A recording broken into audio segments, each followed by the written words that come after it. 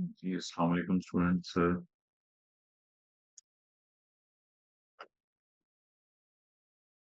के 5 IS-12 और IS-21 का भी कोई एक दो MCQ रहते हैं इंशाल्लाह, तो वो भी हम करेंगे।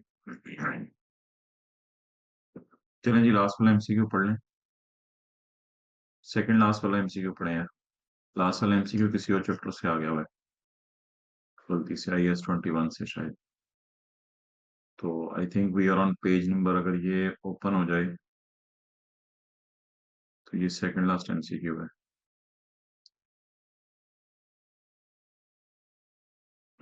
Page 466।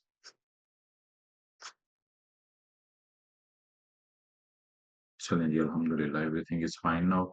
So start with MCQ number 23।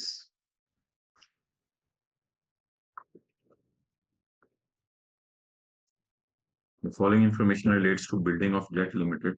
Jet limited की बिल्डिंग से ये डाटा आपको दिया उसने।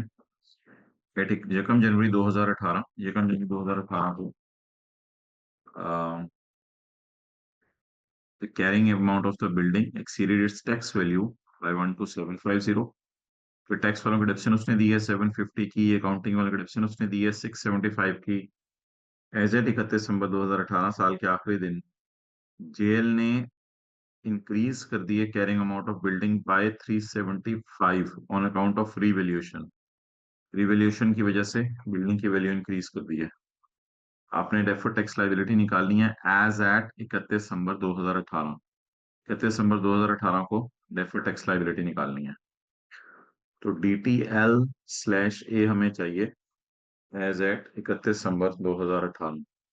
So for that purpose, what I need is I will open up the required working. So 408 is TTD. Okay. Fahad, let me calculate as well. So, okay. What I need is a deferred tax liability slash asset as on 31/12/18. So for that purpose, I will give a heading PP, carrying amount, tax base, difference, and tax. So I need the tax. So let's start. Prepare two accounts. PPE as per tax rules and PPE as per, sorry, IFRS and as per tax rules. So let's start. On Yekam January, the BV exceeded its tax base by 1275. ये 1275 ज्यादा है इससे। इन 2018 tax depreciation is 750 and accounting depreciation is 675. So these are the depreciations.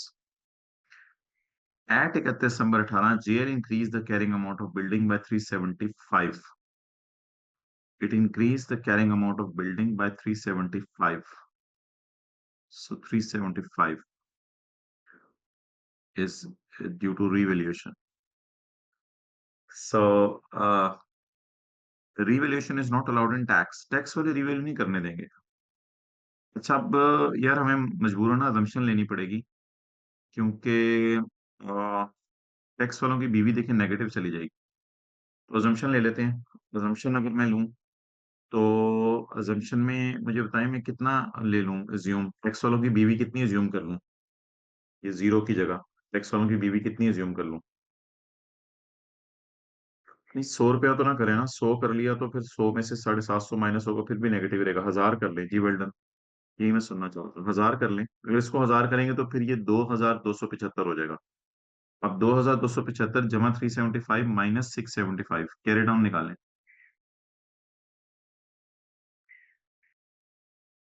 1975 और इसका carry down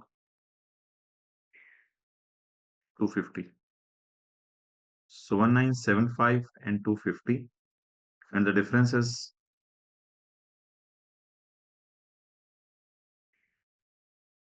1725, and the tax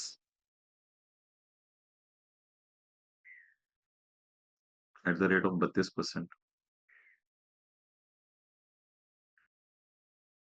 So no one is helping me out. I have to pick my calculator. 552. Thank you. Two students. Clear?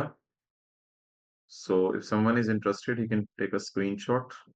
शुरू वाले MCQs में मैं 2-3 second दे दिया करूंगा, 5 second note करने के लिए, बट आगे फिर आप लोग स्क्रीनशॉट ले लीजिएगा, जैसे भी कर लीजिएगा.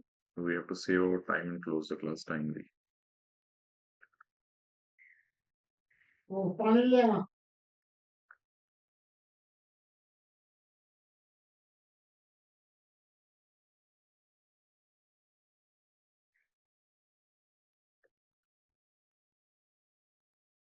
ओके, चलेंगे next.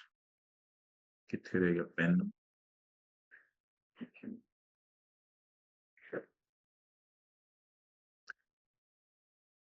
Which two of the, अच्छा यार ये that's going very important. Which two of the following are examples where carrying amount is always equal to tax base? जहाँ carrying amount tax base की हमेशा बराबर होगी. Accrued expenses for bad debt. Sorry, bad debt कितना आ गया? Bad debt नीचे है. Accrued expenses. I wish there would have been a black pen. So let me come up with a black pen. Where is chat? Okay. Accrued expenses that have been deducted in determining the current tax. How to tackle? Gee, how to tackle accrued expenses? Prepare T account. Prepare T account. Accrued expenses means closing payable. Maybe I assume it at 100. Payable अगले साल पे होगा तो इस साल खर्चे में जाएगा. पी एंड एल 100 अकाउंटिंग वालों ने इस साल खर्चे में डाल दिया. खर्चा पेबल ये डिडक्ट कर चुके हैं, टैक्स वाले भी करंट टैक्स में. ये क्या चक्कर है? हमने तो खर्चे में डाल दिया, टैक्स वालों ने भी क्या करंट टैक्स में डिडक्ट कर लें? ये क्या चक्कर है?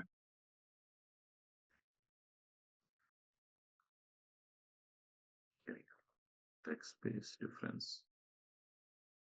accrued expenses mean expenses payable. कोई भी नहीं बोल रहा. ये क्या चक्कर है? रशीद ना लिखे. टैक्स वाले एक्रूअल अकाउंटिंग फॉलो कर रहे हैं जो वो हम. Well done. शुक्र. टैक्स वाले एक्रूअल अकाउंटिंग फॉलो कर रहे हैं. Rashid, I have to remove you from meeting अगर आपने अब नेक्स्ट टाइम किया तो. मुझे असल में वो हाँ मिल गया है. अब आप ट्राई कर लो, आप नहीं लिख सकोगे इंशाल्लाह. अच्छा जी. टैक्स बेस बराबर लेनी पड़ेगी ना, तो डिफरेंस जीरो आएगा. तो आप रिक्वायरमेंट पढ़ें. कौन सी दो एग्जांपल्स हैं जहां कैरिंग अमाउंट और टैक्स बेस बराबर होगी? यहाँ तो बराबर होगी. आगे चले. Allowance for doubtful debt, provision for doubtful debt. यहाँ टैक्स वाले उसको तब माइनस करने देंगे जब एक्चुअली राइट ऑफ हो. हमारी किताबों में प्रोविजन आ रही है 100 रुपए की, टैक्स वाले तब माइनस करने देंगे. प्रोविजन का कैरिड ऑन आ रहा है 100 रुपया. टैक्स वाले अगले साल जब ये 100 रुपया इधर आएगा, तो जब ये एक्चुअली लेके भागेगा फिर इसको माइनस करने देंगे. तो यहाँ तो फिर हमेशा इसकी टैक्स बेस आपको पता है कितनी आती है? चलें, किसी ने नहीं बताया, मैं बता देता हूँ. इसकी टैक्स बेस हमेशा जीरो आती है, तो टैक्स वाई यहाँ तो डिफरेंस आएगा. इस ऑप्शन को टिक नहीं कर सकते. सवाल था where carrying amount always equal to tax base. accrued income that will never be taxable. भाई ये रिकॉर्डिंग यूट्यूब पे अपलोड होगी क्यों पूछते हैं यार? इतने अरसा हो गया हमें लेक्चर लेते हुए, क्यों नहीं अपलोड होगी? अच्छा जी. accrued income, income receivable that will never be taxable, जो कभी भी टैक्सेबल नहीं होगी. भाई ये तो अजीब वाला सिनेरियो है ना. तो रिसीवेबल है इनकम, लेकिन कैरिंग अमाउंट और टैक्स बेस को जबरदस्ती बराबर लेंगे क्योंकि हम टेम्परेरी डिफरेंस क्रिएट नहीं करना चाहते. Got it? याद यस आ रहा सर। है? जी प्लीज माइक मत ऑन करें. ओके. जुमाइका. अच्छा जी. Capitalize development costs which are allowed in tax upon payment.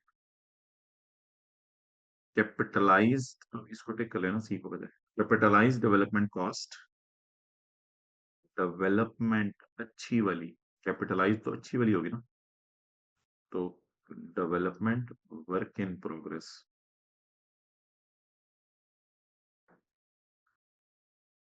Capitalise development which are allowed in tax upon payment. Tax में ये तब होगी जब टैक्स वाले इसी साल माइनस करने देंगे, क्योंकि पे हो गई है ना, तो पे हो गई है तो टैक्स वाले माइनस करने देंगे, तो टैक्स वालों के पी एंड एल में जाएगा या बैलेंस शीट में? बैलेंस शीट में जीरो जाएगा ना। देखिए होगा क्या, टैक्स वालों की नजर में और आईएफआरएस की नजर में, आईएफआरएस वाले अगर 70 की डेवलपमेंट करेंगे तो 70 की डेवलपमेंट को पी एंड एल में शो नहीं करेंगे, बैलेंस शीट में शो करेंगे आईएफआरएस वाले, और टैक्स वाले कहेंगे पे हो गया है तो इसलिए इसको माइनस कर लो। अब अकाउंटिंग वाले अगले साल कैसे डिप्रिशिएट करेंगे, सॉरी मैंने खुद ही बोल दिया, अकाउंटिंग वाले अगले साल इनको अमोर्टाइज करेंगे, तो टैक्स वालों ने इसको इसी साल पी एंड एल में डाल दिया और अकाउंटिंग वालों ने इसको पी एंड एल में डाला। आपको आई एस 38 पड़ा हुआ है,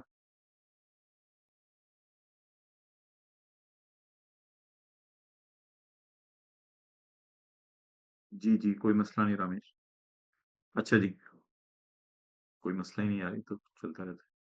तो development work in progress, done जी।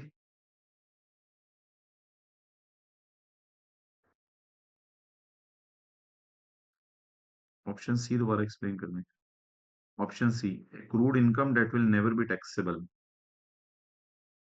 चलो यार एक्रूड इनकम का अकाउंट खोल लो, इनकम का अकाउंट खोल लो और इसका क्लोजिंग रिसीवेबल ले लो, मिसाल के तौर पे 100 रुपए, ये रिसीवेबल अगले साल रिसीव होगा और इस साल इनकम में जाएगा।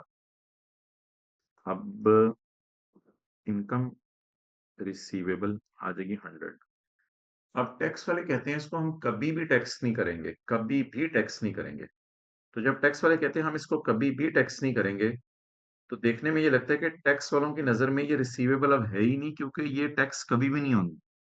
लेकिन मैंने कहा था जहां परमानेंट डिफरेंस आ जाए ना, वहां पर अब डिफरेंस के कॉलम में इसको टैक्सेबल टेम्परेरी डिफरेंस या डिडक्टेबल टेम्परेरी डिफरेंस नहीं लिख सकते, क्योंकि टेम्परेरी डिफरेंस है ही नहीं। एग्जाम्प्ट होने की वजह से परमानेंट डिफरेंस है, अगर परमानेंट डिफरेंस है तो जबरदस्ती कैरिंग अमाउंट को टैक्स बेस के बराबर ले लो, ताकि टेम्परेरी डिफरेंस वाले कॉलम में जीरो आ जाए। तो ये एक अजीब सा सिनेरियो था जो हमने क्लास में डिस्कस किया था। आई होप अब्दुलरहमान आपको याद आ गया होगा। चलें अब्दुलरहमान रिस्पॉन्ड नहीं करे, हम आगे चलते हैं। जी शुक्रिया अब्दुलरहमान। ये सवाल यार हमने किया हुआ है क्लास में, well sells goods with 1 year warranty. ये पास पेपर का पता नहीं कौन सा सवाल है, ऑरेंज वाला 10 है ना, पास पेपर क्वेश्चन 10 था मेरे ख्याल से।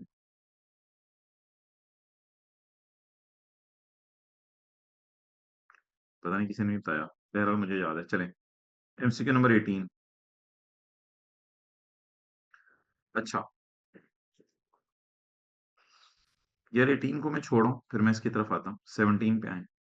The statement of balance sheet of nitrogen include the following extracts. Nitrogen की बैलेंस शीट में ये एक्सट्रैक्ट्स आ रहे हैं। एमसीक्यू 21 नहीं करना, 21 ओ सॉरी, वो नीचे छुप गया था। जी गुड, थैंक यू याद कराने का।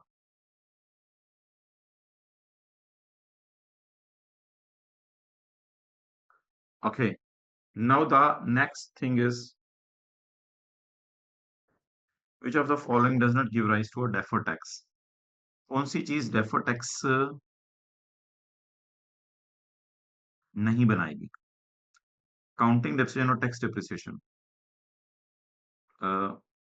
Carrying amount, tax base, difference. अगर एसेट की कॉस्ट 100 रुपए है, अकाउंटिंग वाला डेप्रिसिएशन 10 रुपए है, और डिफरेंस आ रहा है अकाउंटिंग और टैक्स डेप्रिसिएशन में, और टैक्स वाला डेप्रिसिएशन मिसाल के तौर पे 15 रुपए है, फिर कैरिंग अमाउंट 90 आएगी, टैक्स बेस 85 आएगी, तो डिफरेंस तो आएगा। तो which of the following does not give rise to defer tax, ये तो डेफर टैक्स आएगा, इसको तो टिक नहीं कर सकते। Expenses charge in P and L but not allowed in tax, ये कौन सा डिफरेंस है? टेम्परेरी डिफरेंस है या परमानेंट डिफरेंस है?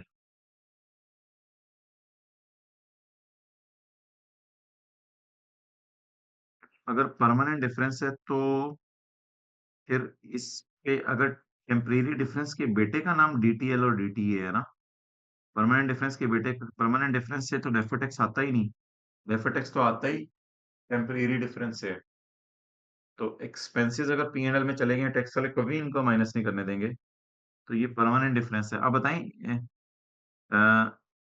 विच of the following will not give rise to defer tax asset, क्या ये डेफर टैक्स एसेट राइज नहीं करेगा? क्या ये डेफर टैक्स राइज नहीं करेगा?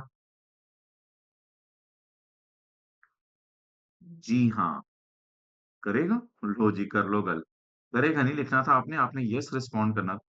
अच्छा, अब थोड़ा सा मेरा सवाल ऐसे कि कुछ लोग यस नो रिस्पॉन्ड कर रहे हैं, बस मुझे ये बता दें, ऑप्शन टिक करनी है या क्रॉस करनी है? ऑप्शन टिक करनी है या क्रॉस करनी है? टिक के लिए टी लिख दें, क्रॉस, अच्छा एक स्टूडेंट को अभी, बाकी स्टूडेंट सबने टिक बताया, क्रॉस, दो स्टूडेंट्स को मसला आ गया। मेरे भाई ये टिक होगा ना, पी एंड एल में खर्चा चला गया है, टैक्स वाले इसको कभी भी माइनस नहीं करने देंगे। तो जब टैक्स वाले इसको कभी भी माइनस नहीं करने देंगे, तो आपको पता है कि डेफर टैक्स लायबिलिटी या डेफर टैक्स एसेट आता है जब टीटीडी हो या डीटीडी हो, और ये टेम्परेरी डिफरेंस है ही नहीं, है परमानेंट डिफरेंस है, तो परमानेंट डिफरेंस है तो इसका डेफर टैक्स आएगा ही नहीं। अब जिन दो बच्चों ने लिखा था क्रॉस, वो ओके कर दें, बाकी मत रहने, बाकी रहने दें। तो वो कह रहे ओके, चल हाँ, एक और स्टूडेंट थे लेकिन उन्होंने नहीं बोला, चलें खैर, अब क्या किया जा सकता है।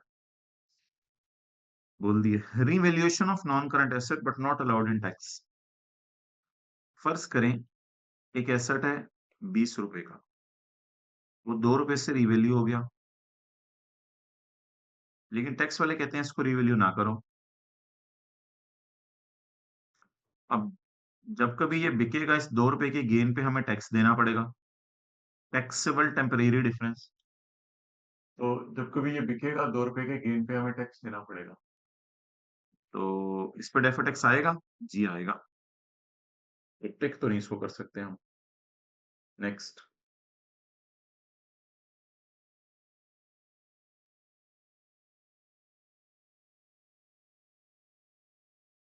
Unused losses, unused losses,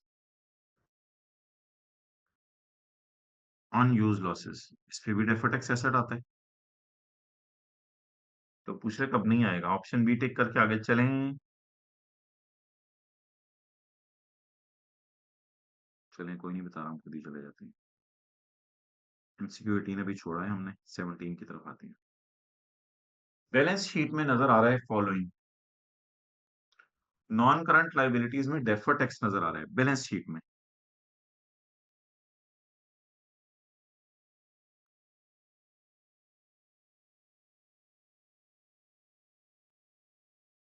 defer tax liability, brought down 140 और कैरी डाउन 310। करंट लाइबिलिटीज में भी टैक्स आ रहा है। आज मैं पहली दफा आपके सामने सीटीपी का काउंट होने लगा, current tax payable. Opening payable कितना है? 130, और closing payable 160। The tax charge in P and L is 270। P and L के अंदर जो टैक्स आ रहा है वो आ रहा है 270। वैसे पी एंड एल में क्या कौन कौन सा आ रहा होगा? सीटी आ रहा होगा और डीटी आ रहा होगा। अच्छा, बीडी 160 है, ओके। और CD 130 है।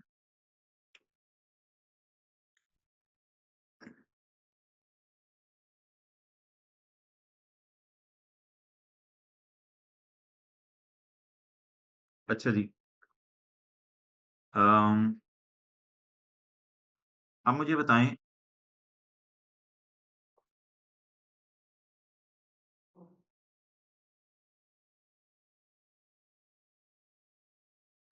कि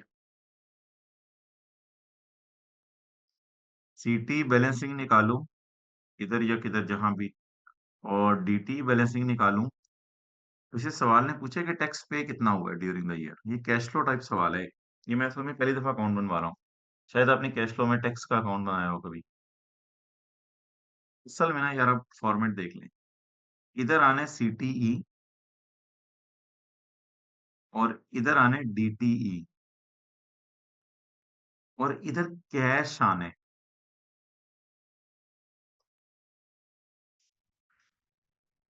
अब जरा मुझे बताएं कि ये जो P&L है, इसका टोटल तो दिया हुआ है 270। इसमें मैं करंट और डेफर्ड टैक्स अलग अलग कर लूं? कैसे करूं? पहले कि कौन सा अकाउंट पूरा करूं? अब CTP का अकाउंट पूरा करूं या DTL का? मेरे भाई DTL का अकाउंट पहले पूरा करेंगे, क्योंकि उसमें एक फिगर मिसिंग है, और CTP के अकाउंट में खर्चा भी आना है, पेमेंट भी आनी है, क्योंकि CTE ही तो पे होता है गवर्नमेंट को। तो कितना आ गया जवाब? 140 और 310 का डिफरेंस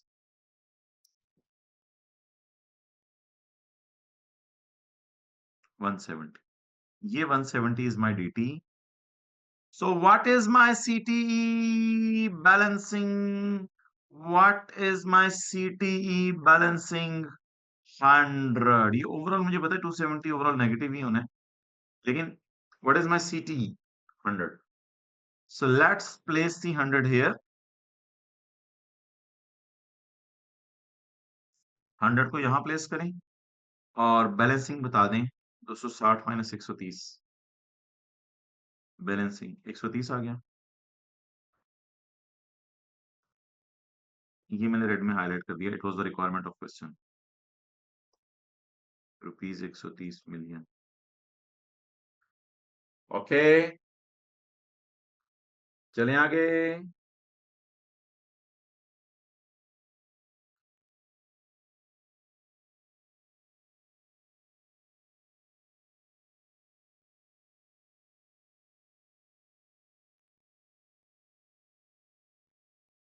तो ये थोड़ा सा एक डिफरेंट सा MCQ था, जिसमें वो बनाना पड़ा था। अच्छा, ये 16 भी, अभी मैं 16 की तरफ भी आता हूँ बाद में। 15, which of the following regarding taxation of lease agreement are true? ये टेस्ट में आया था। डिप्रिसिएशन और इंटरेस्ट को ऐड किया जाता है करंट टैक्स की वर्किंग में, रेंटल्स को डिडक्ट किया जाता है, राइट ऑफ यूज की टैक्स बेस होती है नील, बिल्कुल। लीज लाइबिलिटी की टैक्स बेस नील होती है। तो ये सारे ऑप्शंस ठीक है। Deferred tax assets and liabilities arise from TTDs and DTDs, ठीक है। Which one of the following is not a scenario which give rise to temporary difference? ये तो भी हम सवाल करके आ रहे हैं, चलें इसकी रिवीजन कर लेते हैं। Which of the following is not, which of the following is will not give rise to temporary difference? किसमें टेम्परेरी डिफरेंस नहीं आएगा? जिसमें आएगा वो टिक नहीं करना। टैक्स वालों ने डेप्रिसिएशन बहुत ज्यादा चार्ज करनी शुरू कर दी हुई है। टैक्स वालों ने डेप्रिसिएशन को एक्सेलरेट कर दिया हुआ है। इससे डिफरेंसेस आएंगे। जी शुक्रिया दल्हा, इसलिए इसको इग्नोर कर दो। डेवलपमेंट कॉस्ट P&L में चली जाती हैं, बट टैक्स वाले इसको, डेवलपमेंट कॉस्ट अमोर्टाइज की जाती हैं P&L में आहिस्ता आहिस्ता, लेकिन टैक्स वाले इसको पूरा अमोर्टाइज करने देंगे जब हों।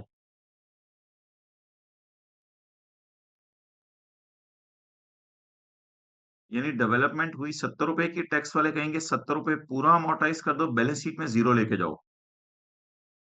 अकाउंटिंग वाले कहेंगे कि 70 रुपए में को भी CWIP में रखो आहिस्ता आहिस्ता, फिर जब कभी डेप्रिशिएट होगा 10 रुपए तो 60 रुपए, इस तरह आहिस्ता आहिस्ता। अब बता दें ये टेम्परेरी डिफरेंस आएंगे इससे? जी, वो पूछ रहे कब नहीं आएंगे। आगे चलें। Expenses payable which have already been deducted for tax purposes. ये तो वही हो गया ना, how to tackle prepare T account बना के क्लोजिंग पेबल।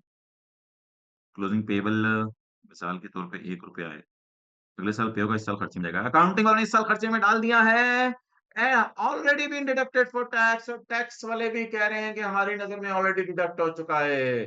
तो इसका मतलब है अकाउंटिंग वालों ने भी खर्चे में डाल दिया है, टैक्स वालों ने भी खर्चे में डाल दिया है। व्हाट डज इट मीन कि हम दोनों एक अकाउंटिंग फॉलो कर रहे हैं, एक्रूअल अकाउंटिंग। जी, शुक्र वाला सिनेरियो है। कैनिंग अमाउंट एक्सप्रेस मिसाल के तौर पे 2 रुपये तो 2 रुपये होगी, डिफरेंस 0 आ जाएगा। इसको टिक कर देते हैं। रेवेन्यू प्रॉफिट्स में पड़ा है क्योंकि बिल बन के चला गया, इनवॉइस बिल बन के चला गया, यानी चीजें भी डिलीवर हो गई हैं, लेकिन टैक्स इसके ऊपर जो है वो तब लगेगा जब कभी पैसे मिलेंगे। तो बता दें, अभी हमने रेवेन्यू बुक कर लिया है और उस पर टैक्स मांगेंगे जब कभी पैसे आएंगे, तो इसको कब इनकम, कब क्या कहते हैं इसको, ये आर्जी सा फर्क है, बिल्कुल आर्जी सा फर्क है। इस पे तो डेफर टैक्स आएगा ना। डेटर को इस साल हमने सेल में डाल लिया है, अगले साल इसको टैक्स वाले भी सेल में डाल लेंगे। समझ आ गई? चलो कोई नहीं, बोल रहा, आ गई होगी। ओके। अच्छा, ये जो 13 है ना, ये असल में तीन एक तरह के हैं तकरीबन। 11 से शुरू करते हैं, 11 12 13। The carrying amount of plant at 31 December 2013 was 310 and the tax WDV was 230। ये ना असल में पिछले साल का क्लोजिंग है क्योंकि हमारा साल 2014 है। At the end of year, हमारे साल के एंड पे, the carrying amount of TPE was 460 and tax WDV was 270। Closing आ गई है। इस साल एक प्लांट है जो रीवैल्यू हुआ है 90 पे, इससे पहले कभी रिवैल्यूएशन नहीं हुई थी। टैक्स वाले कहते हैं, जहां पे ये जेएल रह रहा है उस इलाके में टैक्स वाले कहते हैं कि रिवैल्यूएशन ऑफ एन एसेट का टैक्स बेस पे कोई ताल्लुक नहीं है, यानी टैक्स वालों की नजर में जो टी अकाउंट बनेगा ना पीपी का, उसमें रिवैल्यूएशन नहीं जाएगी, और इसका टैक्सेबल प्रॉफिट्स पे भी फर्क नहीं होगा, यानी इस पे टैक्स नहीं देना अनलेस कि आप एसेट बेच दें। गेन ड्यू टू रिवैल्यूएशन और टैक्सेबल ऑन सेल। हाँ, तब कभी हम टैक्स मांग लेंगे रिवैल्यूएशन पे जब कभी एसेट बिकेगा। ये तो मैंने आपको क्लास में भी बताया था कि टैक्स वाले इस पे डेफर करके तब टैक्स मांगेंगे जब एसेट बिकेगा। बहुत लंबी कहानी छोड़ी है, बात वही है। इसके अलावा हमने डेवलपमेंट की है न्यू प्रोडक्ट की during the year end capitalise 60,000 in accordance with IS 38। कौन सी अच्छी वाली डेवलपमेंट है, बुरी वाली? ए बी अच्छी वाली, बुरी वाली? अच्छी वाली तो ए, बुरी वाली तो बी। जी, वेल डन, बच्चों ने लिखना शुरू कर दिया है। ये अच्छी वाली डेवलपमेंट है। The expenditure was deducted for tax purposes as it was incurred. Tax वालों ने फौरन ही इसको माइनस कर दिया, none of the expenditure had been amortised by year end, लेकिन अकाउंटिंग वालों ने भी इसको अमोर्टाइज नहीं किया। भाई टैक्स वालों ने फौरन खर्चे में डाल दिए ना, तो फिर अगली बात अकाउंटिंग वालों की हो रही होगी ना। टैक्स वालों ने तो अमोर्टाइज करना ही नहीं। What is TTD as at 31 December 2014? यार ये तो सवाल वाले ने बोंगी मार दी है। असल में एक सवाल हमने सबसे पहला किया था क्लास में, MCQ, सबसे पहला जो आज MCQ किया था, उसमें टी अकाउंट बना के मुझे कैरी डाउन निकालने पड़े थे। इस सवाल में उसने ब्रॉड डाउन दिए हुए हैं और रिवैल्यूएशन का डाटा भी दिया हुआ है, लेकिन सवाल वाले ने कैरी डाउन खुद ही निकाल के दे दिए हैं। तो जब सवाल वाले ने कैरी डाउन खुद ही निकाल के दे दिए हैं, तो फिर आप मुझे ये ओपनिंग बैलेंसेस, असल में डेप्रिसिएशन वगैरह भी देखे नहीं दी हुई ना। अगर कोई करने की कोशिश करे और डेप्रिसिएशन वगैरह माइनस करे तो शायद डेप्रिसिएशन बैलेंसिंग निकल आए। इस पे मैं एग्री करता हूँ आपसे कि टी अकाउंट पहले सवाल जैसा बनाए आप, ये जो मैंने सुबह सुबह आते ही सवाल किया था पहला। असल में इस सवाल में कैरी डाउन भी दे दिया उसने, ब्रॉड डाउन भी दे दिया, रिवैल्यूएशन भी दे दिया। तो डेप्रिसिएशन निकालनी है तो बैलेंसिंग निकल आए शायद इधर, लेकिन मैंने डेप्रिसिएशन का करना क्या है, मुझे तो कैरी डाउन गिवन है। तो सवाल वाला शायद जज्बात में आके ना बहुत ज्यादा डेटा दे गया है। बात समझ आई, नहीं समझ आई? मुझे तो कैरी डाउन चाहिए ना बस। तो अब इंशाल्लाह मैंने क्या करना है, मैंने तो कुछ भी नहीं कराना। पीपी की ये कैरिंग अमाउंट है, ये टैक्स बेस है, इन दोनों का डिफरेंस बता दें, 460 और 270 में कितना आ रहा है।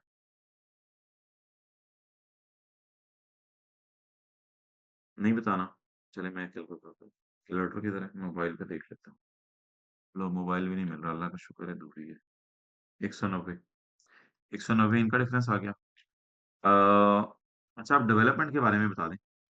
डेवलपमेंट की कैरिंग अमाउंट कितनी है और टैक्स बेस, पहले कैरिंग अमाउंट बताएं।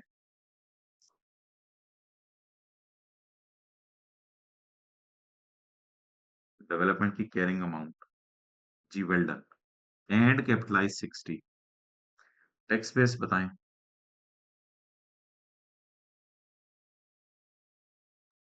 Excellent, expenditure is deducted because it is incurred. Tax वालों ने इसको फौरन माइनस कर दिया जैसे ही ये खर्चा हुआ है। तो इन दोनों का डिफरेंस कितना आ गया? 60। तो ये वाली ऑप्शन टिक करेंगे मेरे ख्याल से, 190 और 60 वाली ऑप्शन सी। आगे चलें। The carrying amount of Geo limited PP at 31 December 2013 was 310 and tax WDV was 330। ये तो ओपनिंग वैल्यूज आ गई। At the year end the carrying amount was 460 and 270। ये क्लोजिंग वैल्यूज आ गई। ये डाटा मेरे ख्याल से ऊपर वाला ही है सारा। हाँ, डेटा ऊपर वाले सवाल वाला ही है। इस साल एक एसेट रीवैल्यू हुआ है 90,000 से। और आगे अंग्रेजी से अंग्रेजी उसने सारे वही लिखी हुई है, इसकी जरूरत नहीं पड़ने की। इनकम टैक्स रेट ये है। Current tax for the year है 45। ये जो नोट बनाते हुए सीटी में जाता है ना, ये वो बताया 45। सवाल की रिक्वायरमेंट ही कुछ और है। What amount should be charge to revaluation surplus at 31 December 2014। बताएंगे ये जरा।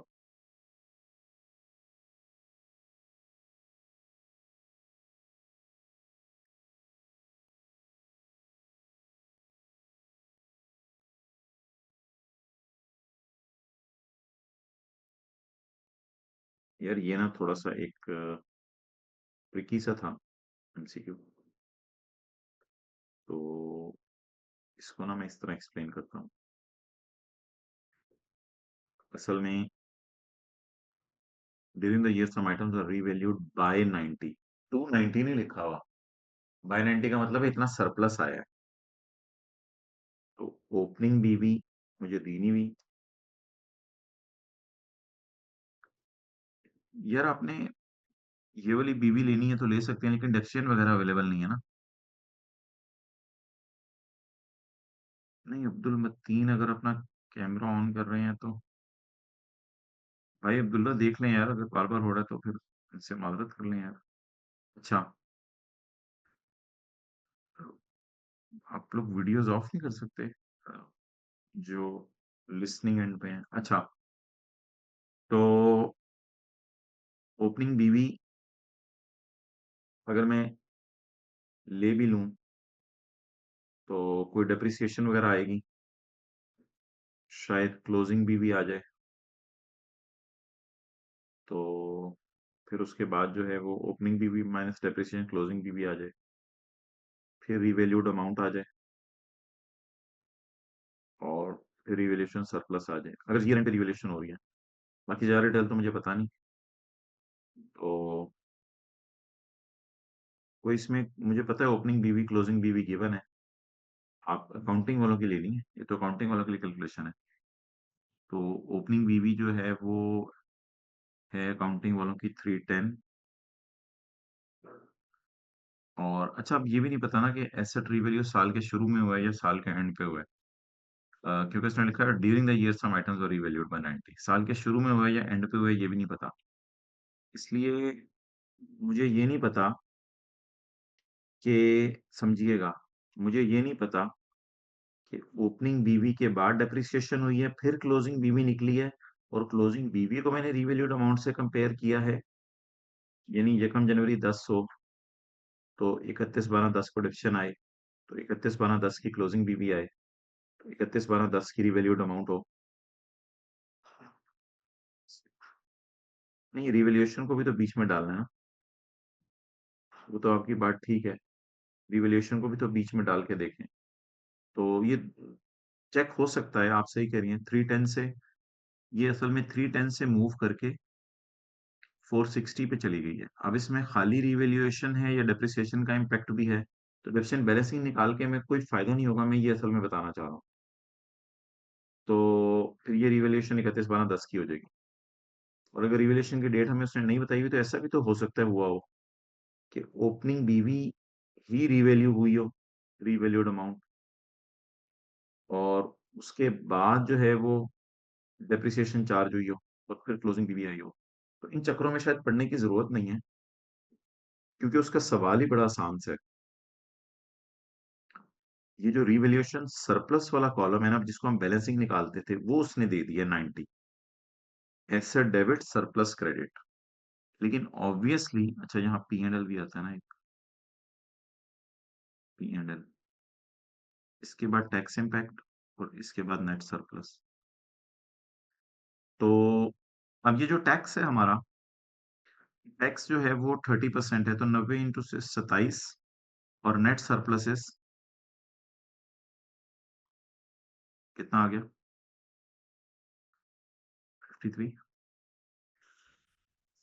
तो ये वाली लाइन को बनाने की कोशिश की है मैंने, जिसे हम स्काई ब्लू पट्टी कहते थे, 63, ओके, 63। अच्छा, ये वाली लाइन अब मैंने बनाने की कोशिश की है, और इसको ऑब्वियसली आपको पता है हम काट देते हैं। अब एंट्री बनी एसेट डेबिट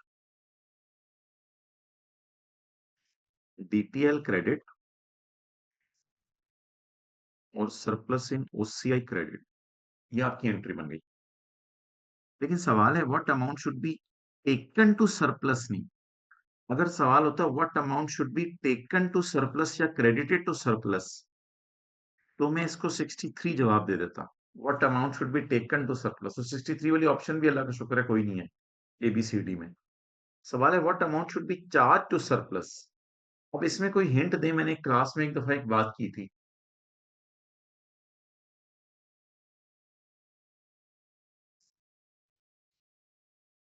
क्लास में एक दफा मैंने एक बात की थी।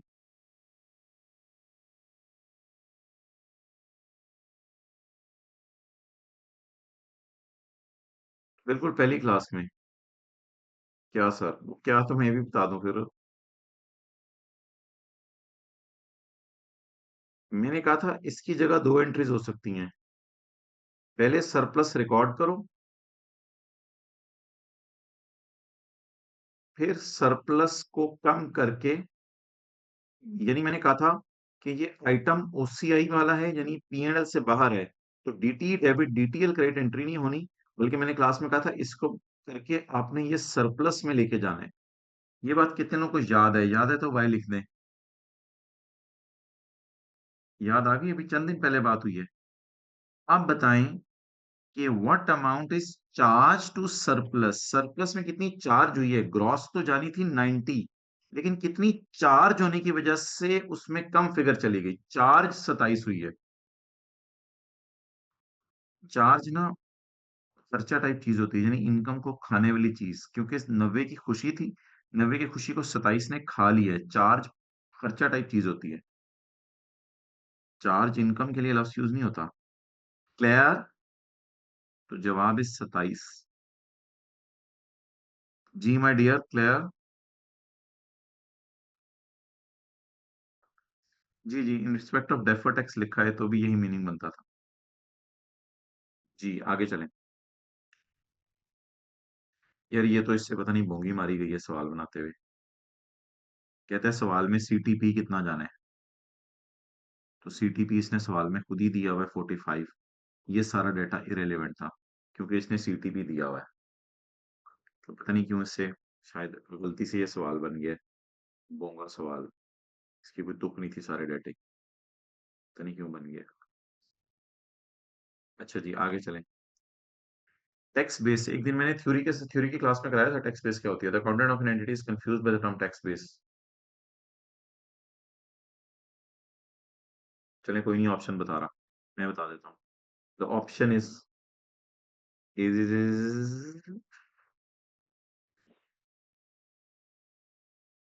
ओहो, no one is telling the option.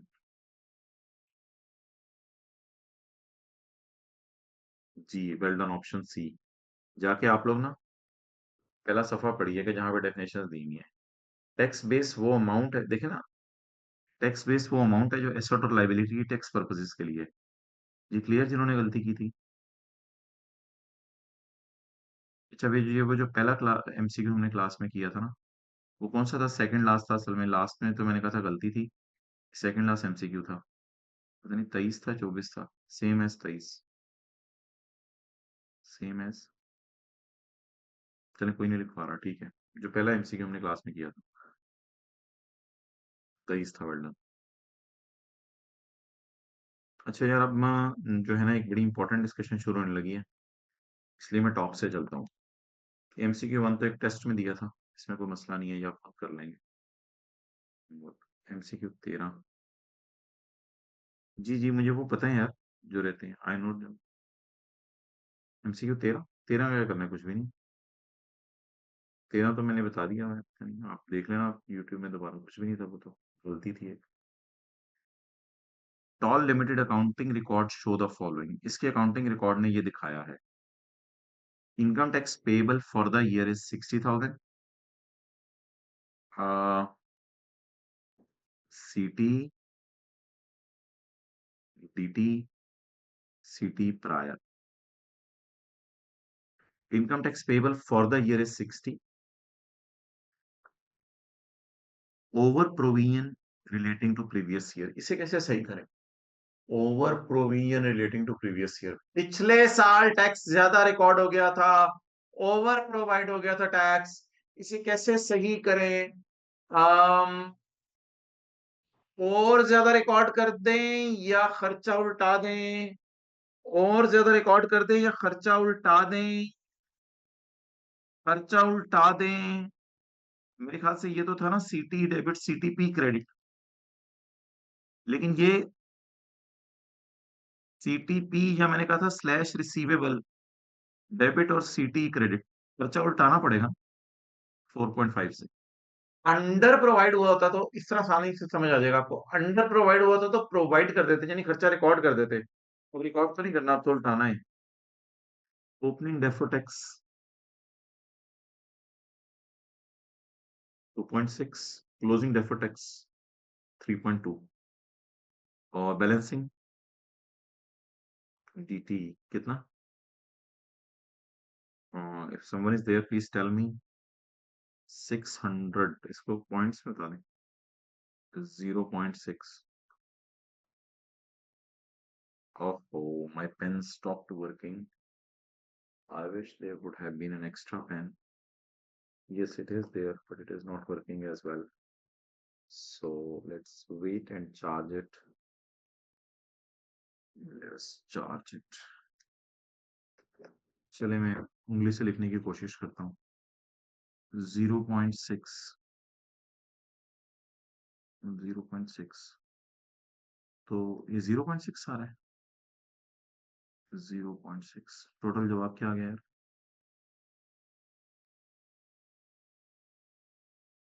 56.1। Option number D. Under provision होता है, पिछले साल कम रिकॉर्ड हुआ था, उसकी फिर सही एंट्री करते हैं, खर्चा डेबिट पेबल क्रेडिट। और ओवर प्रोविजन होती है, अगले साल ज्यादा रिकॉर्ड, पिछले साल ज्यादा रिकॉर्ड हो गया था। चलें आगे। ये जरा पढ़ें, देखें समझ आ रहा है?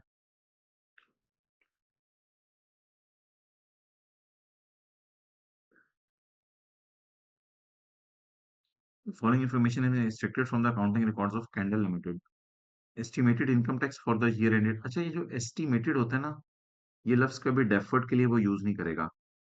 एस्टिमेटेड का लफ्ज हमेशा करंट टैक्स के लिए यूज करेगा। ये जरा लिख लें कहीं। एस्टिमेटेड का लफ्ज हमेशा करंट टैक्स के लिए यूज करेगा, वो डेफर्ड टैक्स के लिए यूज नहीं करेगा। अच्छा, आप मुझे बताएं कि हमारे साल का खर्चा कितना है? हमारे साल का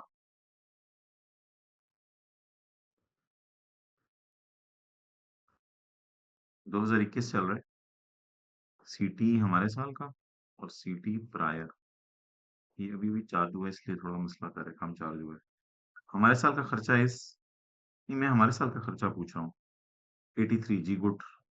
हमारे साल का खर्चा 83 है। डीटी तो सवाल में दिया नहीं हुआ। पिछले साल का खर्चा अंदाजा कितना लगाया था? 75।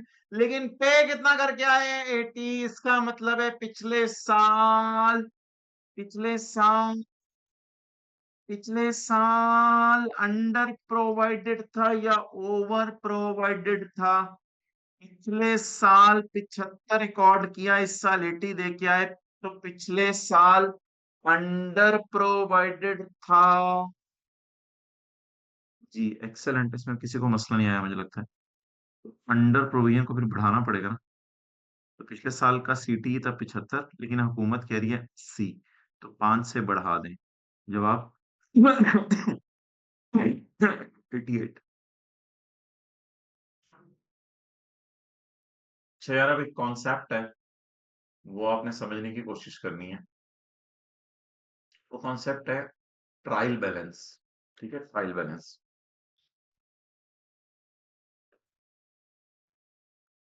ट्रायल बैलेंस में ना दो चीजें आ रही होती हैं असल में ना।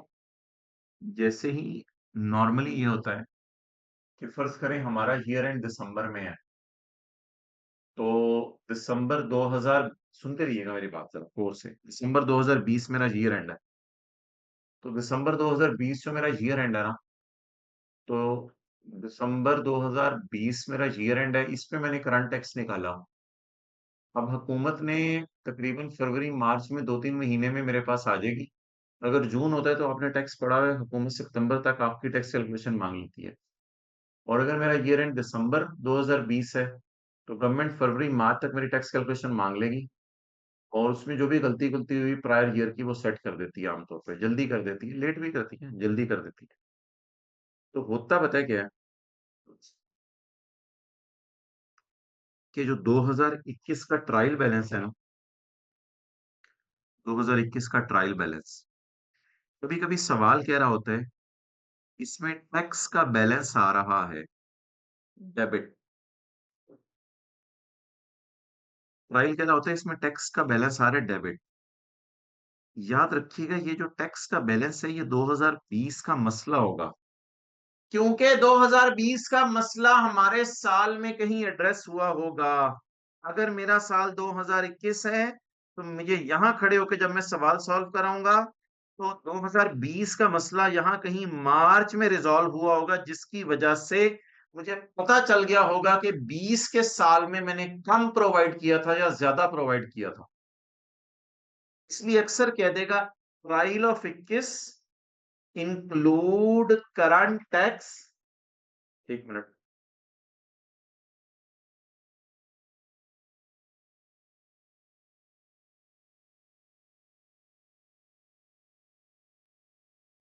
तो अक्सर कह रहा होता है कि 2021 के ट्रायल में ना करंट टैक्स आ रहा है। अब बच्चे ये समझते हैं 2021 के ट्रायल में करंट टैक्स आ रहा है 21 का। नहीं यार, वो तो हमने कैलकुलेट करना होता है ईयर एंड के ऊपर। 21 के ट्रायल में जो करंट टैक्स आ रहा होगा वो पिछले साल की अंडर ओवर प्रोविजन आ रही होगी। एग्रीड? 21 के ट्रायल में जो करंट टैक्स आ रहा होगा, अगर कभी आ रहा होगा, क्योंकि 21 का करंट टैक्स हमने तो 21 के बाद ही अक्सर खड़े होकर निकालते हैं, क्योंकि इतनी जल्दी डाटा नहीं आ जाता, प्रॉफिट्स नहीं आ जाते। तो 21 का करंट टैक्स जो है वो हम अपने साल के एंड पे खड़े होकर निकालते हैं। तो 21 के ट्रायल में अगर कोई करंट टैक्स आ रहा होगा, तो वो 20 के करंट टैक्स की अंडर ओवर प्रोविजन आ रही होगी। पहली बात मेरी ये होगी। दूसरी बात, 21 के ट्रायल में अगर कोई डेफर टैक्स का बैलेंस आ रहा होगा, तो वो ओपनिंग होगा या क्लोजिंग होगा?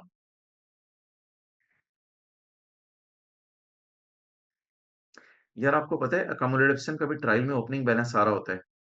नहीं नहीं आएगा ना यार, ब्रॉड डाउन बैलेंस तो आएगा ट्रायल के अंदर।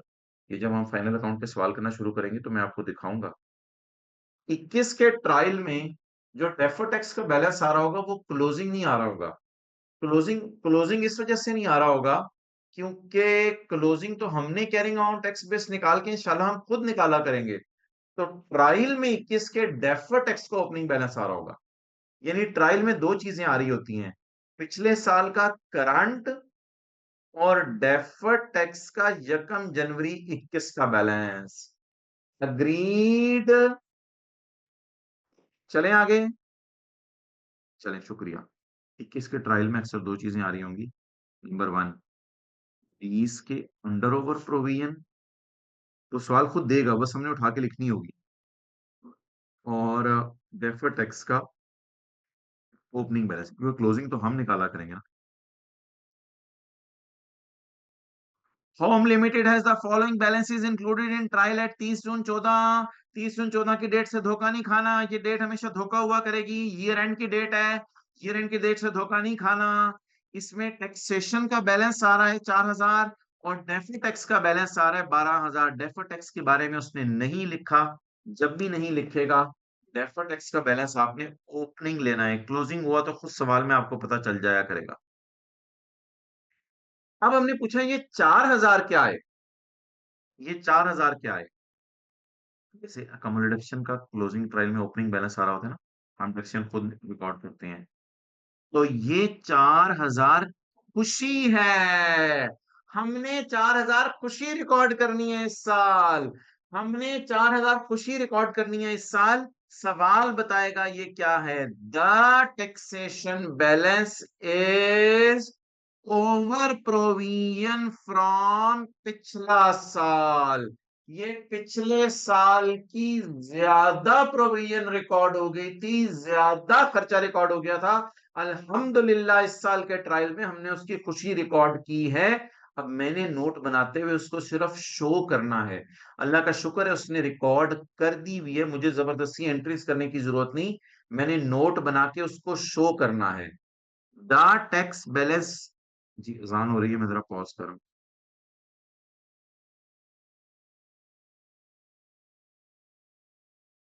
जी अस्सलाम वालेकुम। जी भाई, जिनकी मस्जिद दूर है वो फिर 5 मिनट बाद चले जाइएगा, हम 10 मिनट तक इंशाल्लाह क्लोज कर लेंगे। अच्छा जी, the taxation balance relates to, ज्यादा रिकॉर्ड कर लिया इन 30 जून 13। अच्छा, ज्यादा रिकॉर्ड कर लिया तो कैसे रिकॉर्ड करेंगे, फर्दर खर्चा रिकॉर्ड करेंगे या खुशी रिकॉर्ड करेंगे। ये क्रेडिट का क्या मतलब है, खर्चा नहीं, वो तो डेबिट होता है खर्चा। खर्चा रिकॉर्ड करेंगे या खुशी रिकॉर्ड करेंगे, खर्चा उलट रहा है ना, खर्चा उलट रहा है। अब इसको शो करना है बस। हमारा साल तो 14 है ना, 14, तो हमारे साल का खर्चा तो पता नहीं, वो भी मैं देखता हूँ।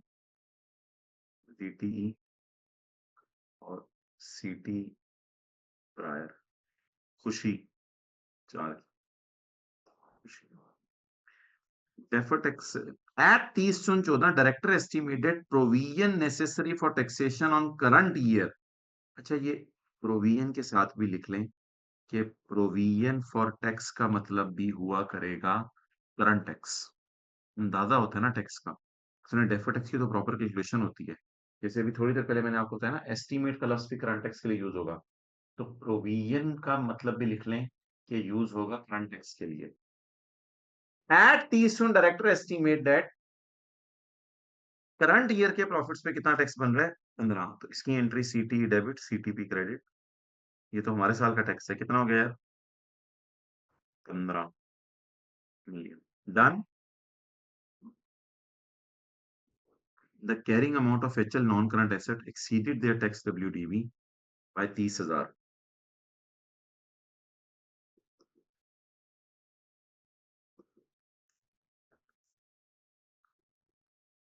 GPP, the carrying amount of HL net assets exceeded their tax WDV by 30,000।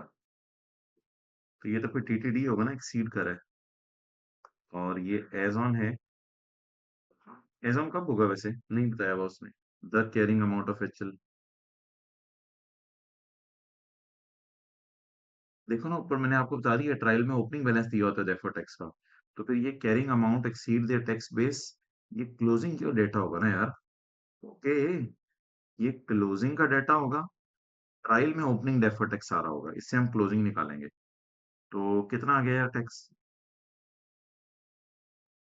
30 पे लगाएं, 9 डेफर टैक्स लाइबिलिटी। तो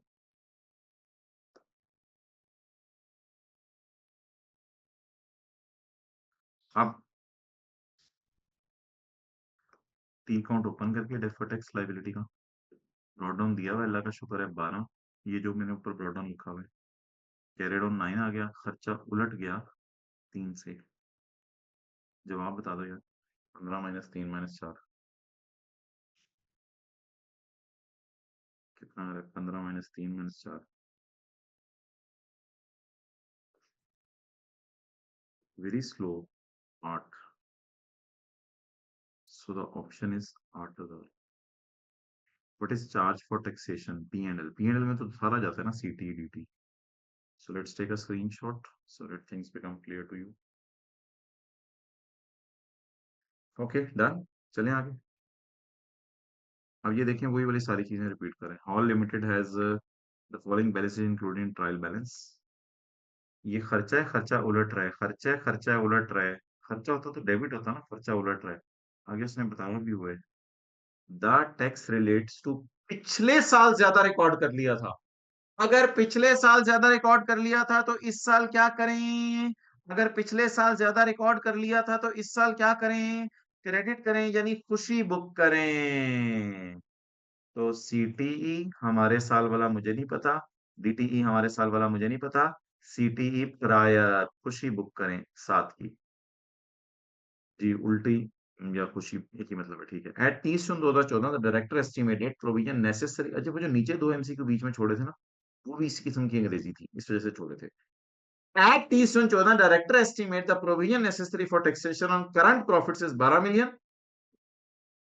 ये कौन सा होता है? प्रोविजन का लफ्ज किसके लिए यूज होता है? Provision necessary for taxation on current year profits is 12 million. Current year के प्रॉफिट्स पे प्रोविजन अंदाजा है 12 मिलियन का जी, करंट टैक्स के लिए। वेल डन, अभी मैंने बताया। Good. Next, the balance on deferred tax account need to be increase to 23। Opening तो दिया हुआ है, मैंने कहा ट्रायल में ओपनिंग होगा, ये लफ्ज धोखा है, क्योंकि क्लोजिंग हमने खुद निकालना होता है। तो ट्रायल में जैसे कमर्शियल को ओपनिंग दिया होता था, डेफर्ड टैक्स का भी ओपनिंग दिया होगा। ड्रॉप डाउन कितना आ गया? 16। The balance on deferred tax need to be increase to 23। इसको 23 तक ले जाओ, जिसमें प्रॉपर्टी रिवैल्यूएशन का इफेक्ट भी पड़ा है। अच्छा, को याद है एक एडजस्टमेंट टीपी वाली भी थी? हाय, पीपी वाली नई नई सीखी थी, उसके बाद डीटी बैलेंसिंग आएगा। इसमें property during the year held revaluation property resulting in gain of 10। इसलिए जैसे गेन आया 10 का, तो रिवैल्यूएशन सरप्लस का कॉलम बनाए। वो सारा काम जो भी था, डेट, डेट होगी, डिस्क्रिप्शन होगी, एसेट रीवैल्यू हो गया 10 से, revaluation surplus gross 10, P and L कुछ भी नहीं, टैक्स 30%, 3, और नेट सरप्लस आ गया 7। एंट्री बोले, इसको मिटा के asset debit DTL credit surplus in OCI credit, DTL credit, DTL में तो 3 जाएगा ना। एग्रीड बच्चों, उसने कहा था प्रॉपर्टी रिवैल्यूएशन का इम्पैक्ट पड़ा हुआ है, हमने निकाल लिया है। एंट्री बोले ना, asset debit DTL credit surplus in OCI credit. आप डीटीई बोल दें, बैलेंसिंग कितना आ रहा है? DT balancing 4। अब ये 4 इधर जाएगा, टोटल बता रहे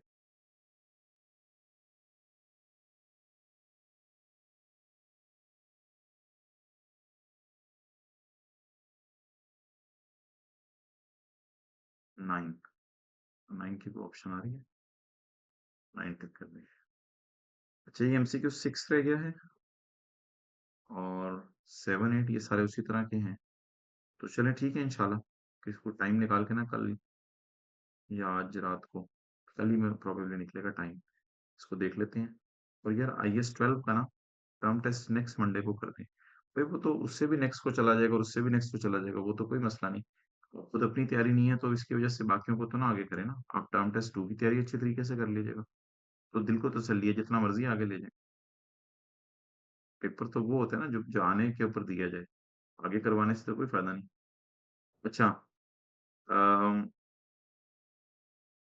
IS-21 में ना इंशाल्लाह एक एमसीक्यू है, वो लेक्चर 44-45 अपलोड करवा दें। इतनी उम्र यार, ये तो आप तो मैनेजमेंट से बात करें आप। जिस चीज की छुट्टियां हैं, वो इधर अपनी एब्सेंटीज बताना शुरू करेगा, फिर तो बस ये डिस्कशन चलती रहेगी। अच्छा, इसमें ना एक एमसीक्यू है मेरे भाई, पीपी वाला। तो वो पीपी वाला एमसीक्यू जो है ना, वो जरा आप हजरात में कर लेना। IS 28 में जरा देख के बताएं, MCQ 8 है, मेरी ये फाइल अभी ओपन नहीं हो रही, तो वो मैंने करवाना था, तो वो इंशाल्लाह करेंगे। MCQ नंबर 8 है। हाँ, तो ये MCQ 8 भी जरा ट्राई करके रखिएगा। फिर इंशाल्लाह आज या कल मिलते हैं। अस्सलाम वालेकुम।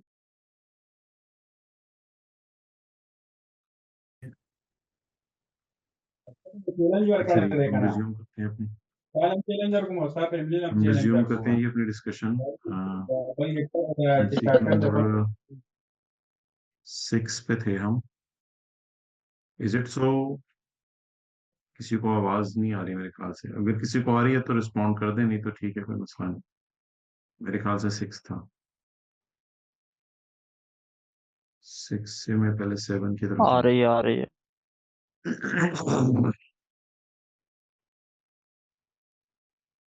Companies trial balance show debit balance. एक कंपनी ट्रायल बैलेंस जो है वो डेबिट बैलेंस शो कर रहा है।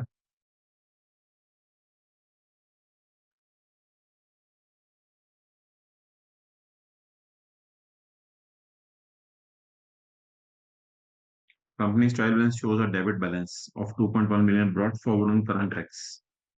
ये ट्रायल बैलेंस में कौन सा करंट टैक्स पड़ा होगा, अगर आप लोगों ने पहले वाली क्लास ली है? ट्रायल बैलेंस में कौन सा वाला करंट टैक्स पड़ा होगा जी? ओपनिंग तो ना बोलो, प्रायर ईयर का बोलो। मेरा credit balance of 5.4 million on defer tax. The tax. अच्छा जी, सीटी करंट ईयर का, डीटी और सीटी प्रायर। ये खर्चा रिकॉर्ड करना है या खर्चा उल्टाना है? खर्चा रिकॉर्ड करना है ना, डेबिट मीन्स खर्चा बढ़ा दें, तो ये खर्चा रिकॉर्ड करना है। 2.1 credit balance of 5.4 on defer tax. Defer tax liability account, it is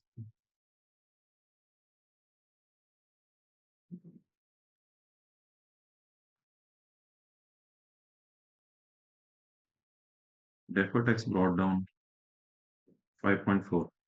The tax charge for the current year is estimated at 16.2, and the carrying amount of net assets are 13 million in excess of their tax base. जरा बताएं, इससे TT आएगा DT आएगा? Carrying value is greater than tax base, तो क्या आएगा?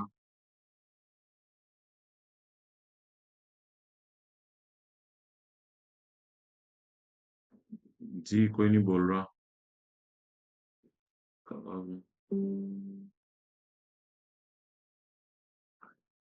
भाई कोई बोल रहा है इससे टीटीडी आएगा डीटीडी आएगा? चले मैं खुद ही लिख देता हूँ यार, लीव इट। आप लोग रिलैक्स करें बस, छोड़ें अब। It's enough. 13। अच्छा जी, इसका टैक्स कितना बनेगा? इसके लिए 30% लगाएंगे 13 पे। Oh I do have calculator, I should not wait for someone. 13 into 0.3, 3.9। तो कैरिड ऑन आ गया 3.9। अच्छा भाई, कोई रिवैल्यूएशन वगैरह ना? तो डीटी बैलेंसिंग कितना आ गया? 5.4 माइनस 3.9। रियली अजीब, वेरी स्लो पीपल। 1.5 उल्टी। दिस इज ऑल, ऐसे ही होगा ना? जवाब क्या आ गया? 1 है, 1.5 जवाब आ गया। Well, I'm not asking it. I'm asking something else. Okay, let me do it. 16.2 minus 1.5 plus 2.1 is equal to 16.8. अच्छा जी, next. The company's trial balance showed at 31 December 2013 debit balance of 7 lakh on current tax and credit balance of 8400 on deferred tax. deferred tax account के अंदर 8400 आ रहा था, और सीटी current year, DT और सीटी prior खर्चा आ रहा है 7 लाख का। credit balance of 8400, The directors have estimated that provision for tax for the year is 4. Provision for tax मैंने क्यों बताया था, किस लिए बताया था? provision for tax लफ्ज किस लिए यूज होता है? provision for tax, estimate of tax, किसके लिए लफ्ज यूज होता है? डेफर्ड के लिए, करंट के लिए? जी, वेल डन, ये करंट के लिए यूज होता है। तो ये करंट टैक्स है हमारा 4.5, 4500 लिख दो ना इसको। समझ रहे हो ना, रुपीज इन थाउजेंड में चल रहा है 4500। And the required deferred tax provision is 5.6. What is this? Required deferred tax provision is 1. अब deferred tax के साथ उसने provision लिख दिया तो अब तो कोई मसला नहीं, अब तो फिर deferred tax ही है। खाली provision for tax मैंने कहा था लिखा हुआ था वो current tax है, तो deferred tax provision required is 5.6. Now what is this 5.6?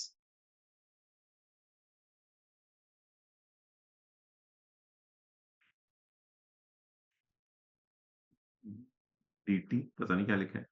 What is this कहाँ लिखूं, किस अकाउंट में लेके जाऊं, क्या करूं, या इधर शो करूं, इधर शो करूं, इधर शो करूं, इधर शो करूं, क्या करूं? एक्सेलेंट, डीटीएल का कैरी डाउन है ये इस 5.6, जिसमें रिवैल्यूएशन 1.2 पड़ी है। इसको 5600 कर देना, जिसमें रिवैल्यूएशन 1.2 पड़ी है।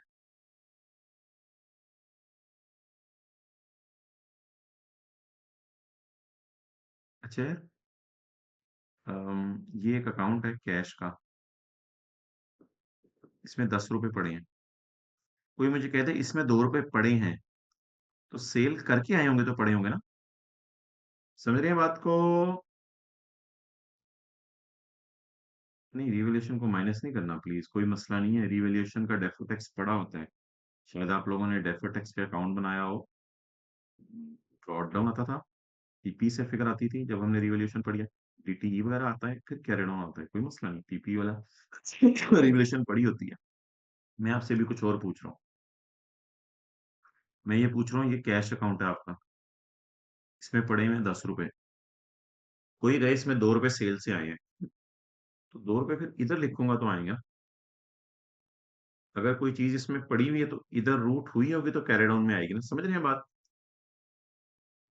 डेटर है 10 रुपए के, डेटर है 10 रुपए के, कोई कहे इसमें अमजद की सेल भी पड़ी है, अमजद की सेल 2 रुपए इस साइड पे पड़ी होगी तो इधर कैरिड ऑन में आई होगी ना, कैरिड ऑन तो अपोजिट साइड पे निकलता है। अब बता दें इसमें 1.2 मिलियन प्रोविजन पड़ी है, 1.2 मिलियन रिवैल्यूएशन पड़ी है, इधर पड़ी है, इधर पड़ी है, किधर पड़ी है, क्रेडिट साइड पे पड़ी है, डेबिट साइड पे पड़ी है। भाई 5.6 को इसने 5.6 बनाने में हेल्प किया होगा, इसलिए इधर पड़ी है, क्योंकि उसने बताया नहीं रिवैल्यूएशन गेन है या लॉस है। अगर रिवैल्यूएशन गेन होता तो एंट्री होती asset debit, DTL credit, revaluation surplus in OCI credit, DTL credit, या वैसे भी अभी। लेकिन मेरे को कहने का मतलब ये 56 नंबर में कोई चीज पड़ी है तो इधर वाली कोई चीज होती तो वो माइनस हुई होती, इधर वाली चीज के लिए कह सकते हैं वो पड़ी है। दैट्स व्हाई पीपी वाली लाइन यहाँ आएगी, क्लियर? पीपी वाली लाइन यहाँ आएगी। अब डेफर्ड टैक्स एक्सपेंस बता दें कितना है? वो तो उल्टी साइड पे आ रहा है, कितना? 4000 टोटल, 1200, 1200 नहीं आ रहा टोटल, मुझे तो 1200 लग रहा है।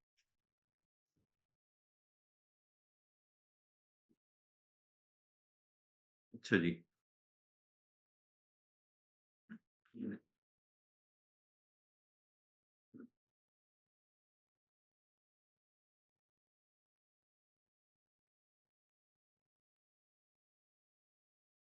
और नीचे वालों में 2 हमने छोड़े थे, 16 छोड़ा था, 16 और 18। The trial balance of Hall Limited at 31 March loan showed a credit balance of 8 lakh on current tax and 2.6 on deferred tax.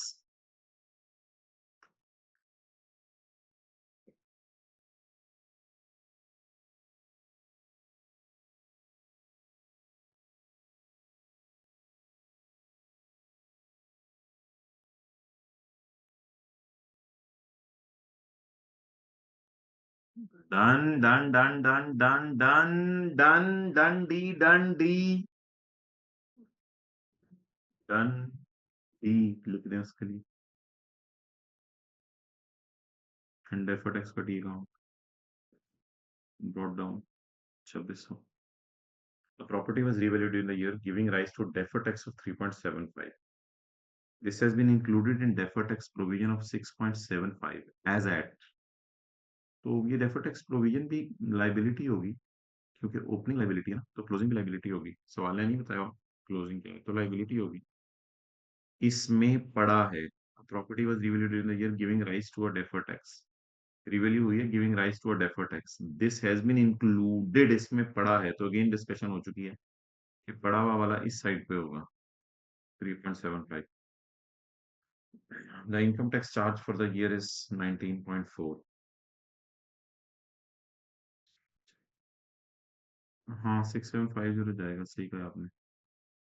ये इसको ऐसे बदल लिया हमने, पता भी नहीं चला, सांप भी मर गया लाठी भी नहीं टूटी। अच्छा 2 + 3 = 5 6, इधर आएगा ना बैलेंसिंग, देखिए इधर आएगा ना बैलेंसिंग। ना बताओ मैं जा रहा हूँ भाई, 400 आएगा ना फिर, 400। और सीटी पता नहीं कितना सी, 19,400। टोटल कर लीजिएगा, फारक सा सवाल है। 16। Venus limited accountant estimated tax expense for the year ended is 43,000। ये कौन सा टैक्स होगा?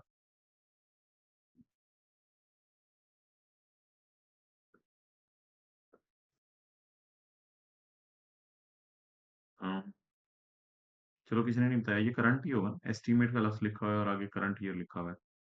एस्टीमेट तो फिर वो करंट टैक्स ही होता है। 43। however ये नो डेफर्ड टैक्स है। यकम जनवरी 2018 the brought down was 130 at 31 number. We had a TTD of 360। TTD के बेटे का नाम क्या होगा? मैं अगर इतना बड़ा हो गया हूं तो डिफरेंस पे डायरेक्ट रेट लगा के यहाँ निकाल सकता हूँ।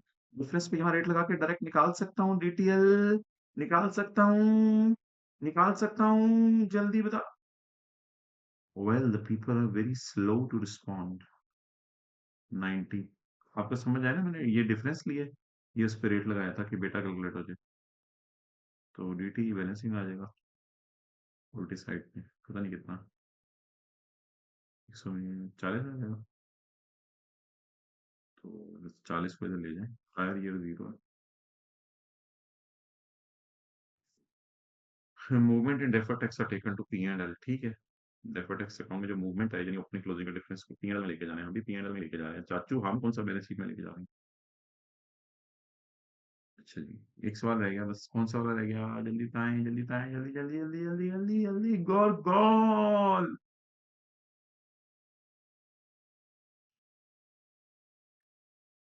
Waste limited assistant accountant has discovered that there is a debit balance on trial balance of 3,000 relating to over under provision from previous year। CT DT CT prior, not given, not given। A debit balance on trial balance of 3,000 relating to, अंदर है या over है? Slash डाला हुआ है ना उसने।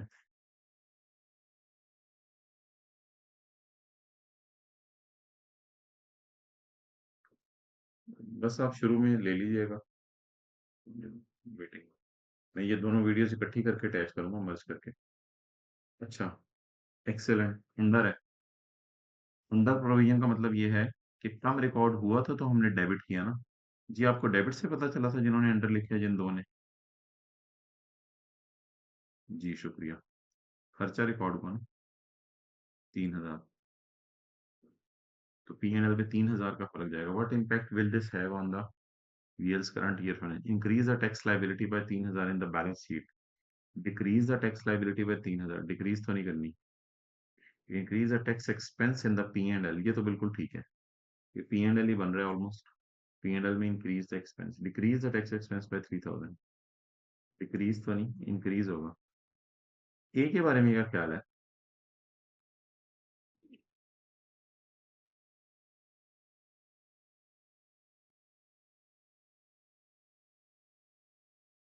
P&L में जाएगा, चलो ठीक है। ए के बारे में क्या ख्याल है?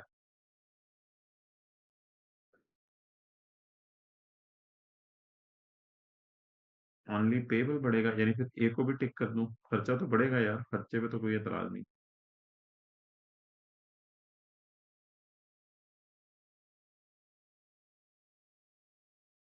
एक्सपेंस P&L में जाता है, ठीक है, लेकिन डबल एंट्री भी तो होगी ना।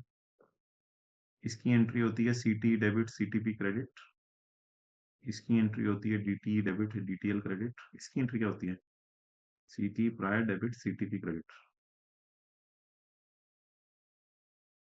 तो CT इधर जाएगा CTP इधर जाएगा, यहां तक आप मेरे से एग्री करते हैं?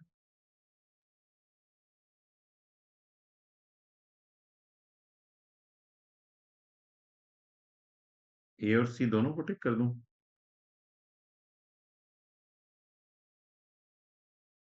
हाँ, CT भी ज्यादा होगा CTP भी ज्यादा होगा ना, डबल एंट्री कर रहा हूं मैं। अच्छा, यहाँ पे ना एक छोटी सी डिस्कशन है।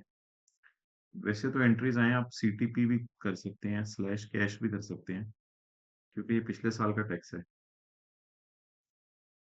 नहीं, CTP के बारे में साइलेंट है, वैसे एक प्रैक्टिकल नेचर की बात कर रहा हूँ। सवाल वाले ने शायद यहाँ टेस्ट की है। ये देखें 2020 हमारा पिछला साल है, ये 2021 आ गया। यहाँ जब हम टैक्स देने गए होंगे, देखिए गलती तो इस साल पता चली है उमर, गलती तो इस साल पता चली है। तो यहाँ शायद हमने 70,000 टैक्स कैलकुलेट किया हो। फिर अगले साल हमने ये टैक्स हमने हुकूमत को जमा भी करा दिया हो, जनवरी फरवरी में शायद जमा करा दिया हो। तो मार्च अप्रैल में शायद गवर्नमेंट ने हमें कहा हो कि नहीं यार 70,000 नहीं 73,000 जमा कराना था, समझ आ रही? 73,000 क्यों मैं कह रहा हूँ, 3,000 और जमा कराओ। तो मेरे ख्याल से टैक्स तो जल्दी जमा कराना पड़ता है, इतना लेट फिर हुकूमत अलाउ नहीं करती। तो पिछले साल का टैक्स है तो ये तो कहीं पे हो ही गया होगा इस साल। तो इसलिए शायद उसने ना एक अपनी ये वाली ऑप्शन टिक नहीं की ए, तो उसने शायद कैश वाली फिगर ज्यूम की है। तो हाँ, इन एनी केस हमारा साल अगर होता तो खर्चा भी बढ़ता और पेबल भी बढ़ता, क्योंकि हमारे साल का टैक्स अगले साल पे होता। लेकिन अभी मिसाल के तौर पे 2020 का साल था, तो उसमें 21 में अगर हम उसकी गलती सही कर रहे हैं तो हम 70 जमा कराने गए होंगे, हुकूमत ने 73,000 मांगा होगा, तो हमें पूरा ही जमा कराना पड़ा होगा। अच्छा जी, अब आप आ जाएं आखिरी एमसीक्यू की तरफ मैं डियर। आखिरी एमसीक्यू है एमसीक्यू नंबर 24, वो गलती से IS-21 वाला एमसीक्यू यहाँ आ गया है। तो आसान सा सवाल था।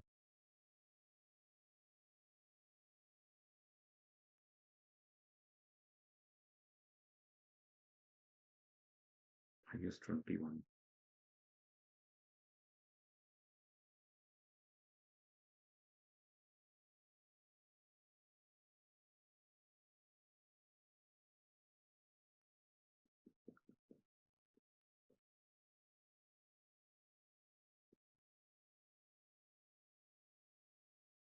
IS-21।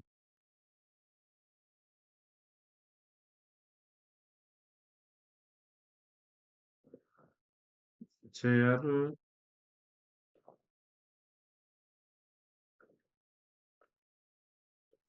पहला सवाल है investment in debt securities in a monetary item.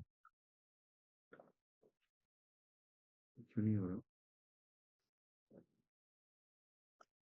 Investment in debt security ढूंढे, investment in debt security is a monetary item. हाँ सही है, investment in debt security is a monetary item. IFRS 9 अभी पढ़ा नहीं हुआ, इसलिए मैं ये खोल के दिखा रहा हूँ सफर, ये सफर याद है ना उसमें।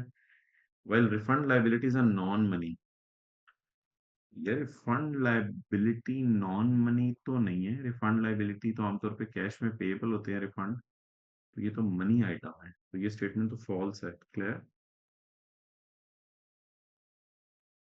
Okay, no one is responding, no problem, let me talk with myself. Advance from customer is a money. यार एडवांस फ्रॉम कस्टमर तो मनी नहीं होता, ये तो लॉजिक पे बात हो सकती है, ये तो हमने पढ़ा हुआ advance from customer.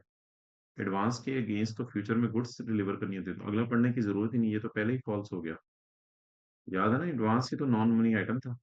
Deferred government grant is a money, नहीं नहीं नहीं, डेफर्ड गवर्नमेंट ग्रांट की फ्यूचर में एंट्री क्यों नहीं है, ये तो देखें यहाँ पे लिखा हुआ है डेफर्ड गवर्नमेंट ग्रांट, ये तो नॉन मनी है डेफर्ड गवर्नमेंट ग्रांट। कि फ्यूचर में एंट्रीज आपको बताई हुई है क्या होनी है, ग्रांट इनकम में जानी है, ये तो पहली बात ही सही होगी, तो आगे पढ़ने की क्या जरूरत है। बाकी lease liabilities are money and right of use in non money, इसको ठीक कर दे। बचाइए। अच्छा यार, अब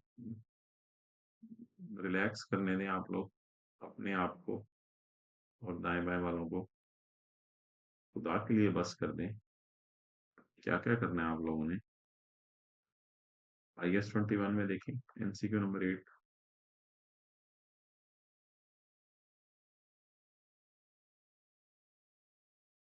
MCQ नंबर 8, फिर उसके बाद छोटी तेरी मेरी।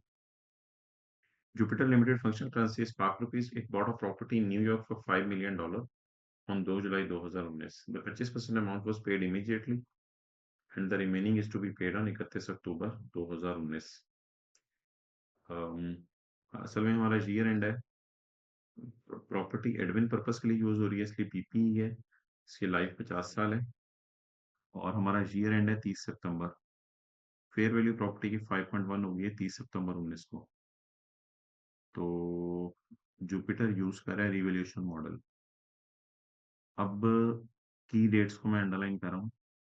2 जुलाई को एसेट खरीदा है और 30 सितंबर 2019 को रीवैल्यू हो गया। तो बाकी पेमेंट अगले साल हो रही है, इस ये डेट पे मेरे लिए इंपॉर्टेंट नहीं है। पेमेंट अगले साल हो रही है 75%, 25% इस साल हो रही है। प्रॉपर्टी कितने की खरीदी है? $5 मिलियन की 2 जुलाई को। उस दिन एक्सचेंज रेट कितना है? 164। और फिर उसके बाद 5.1 है जिस दिन 30 सितंबर को, उस दिन एक्सचेंज रेट कितना है? 168। तो date, description, asset, revaluation surplus, P&L 2 जुलाई 19, कॉस्ट।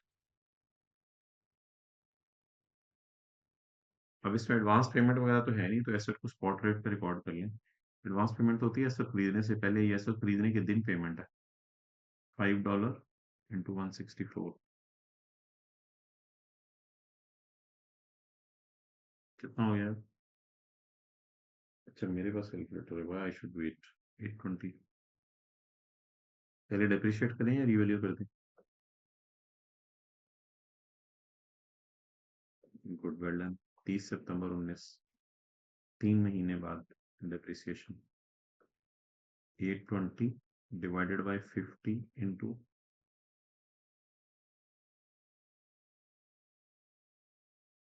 चले पीपल आर वेरी स्लो, 3/12 करो यार। जुलाई का सितंबर का डिडक्शन, क्योंकि हमारे साल तो फिर इतना महीना ही इस्तेमाल हुआ है ना। 4.1। आगे आगे। कील कमर साहब पंगे ले रहे हैं, डिसेबल एनोटेशंस फॉर अदर्स। 815.9। 30 सितंबर 19 को कैरिंग अमाउंट आ गई। अब 30 सितंबर 19 को रिवैल्यूड अमाउंट $5.1 इंटू डॉलर कितने का हो गया? 168 का हो गया। बोले ये फिगर सही लिखी है ना? मैंने सवाल नहीं खोला था। 856.8। आई एज्यूम के फिगर सही थी। 30 सितंबर 19। क्या क्या आना है यार इधर? इधर क्या आना है? जी गुड। Revaluation surplus 40.9। ये होगी सब्ज पट्टी और ये होगी स्काई ब्लू पट्टी। सवाल तो पढ़ लो, सवाल क्या है रे?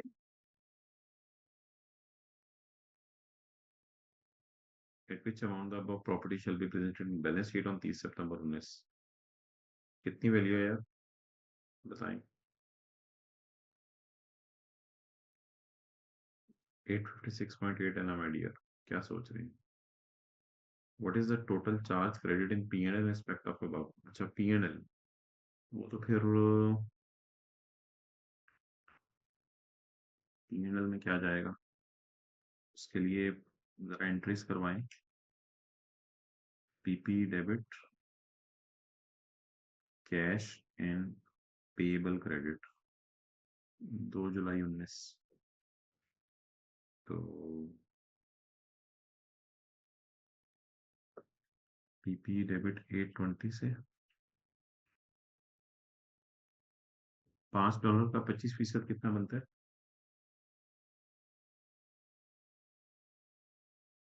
You people are not ready to tell me. Let me check. 1.25, फिर इसको मल्टीप्लाई करें 164 से। वैसे मैंने सोल्यूशन में एंट्रीज की नहीं है यार। $1.25 इंटू पता नहीं क्या 164 और 3.75 जो डॉलर बचे इंटू 164, 205 और 80, 205 और 80 नहीं होगा, कुछ और ही होगा। 615 205। इसके बाद अगली एंट्री 4.1 की देखें, डेबिट डेबिट अकाउंट क्रेडिट 4.1। इसके बाद वार्म अप की entry account debit PP credit 4.1। इसके बाद PP debit revaluation surplus in OCI 40.9। Okay guys, my real जी क्वेश्चन guys, है 40 प्लीज वॉइस प्लीज नहीं, 40.9 चैट में भेजें। अच्छा 40.9 या एक फिर क्वेश्चन है सर वॉइस मत करें, आप मैसेज में भेजें। अच्छा जी, बस डिप्रिसिएशन क्या जाएगी। आपकी टूथपेस्ट में नमक कम है आप वॉइस मत करें, मैसेज में भेजें। आवाज नहीं आ रही आपको? ओके सर आवाज अभी भी नहीं आ रही है? अभी भी ओके हो रहा है? मैं कह रहा हूँ वॉइस ना भेजें। अच्छा अ, इसके बाद मेरे भाई ईयर एंड पे कोई एंट्री सोचें। बस डिप्रिसिएशन जाएगी पी एंड एल में, सबर। ईयर एंड पे कोई एंट्री सोचें, लिख के भेजें। ईयर एंड पे कोई एंट्री सोचें, लिख के भेजें, जल्दी करें। लक्ष्मण काश हम हमारे पास इन चीजों का टाइम होता। अच्छा जी अ, जी एक्सेलेंट वर्सेस वाली एंट्री हमारी लाइबिलिटी पड़ी हुई है 615 पे और इसको लेके जाना है 3.75 इंटू 168। कितना आ गया?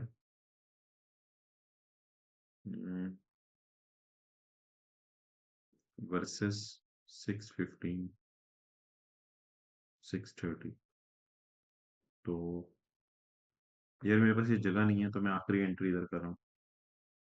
एक्सचेंज लॉस डेबिट और पेएबल क्रेडिट 15 से होगा ना?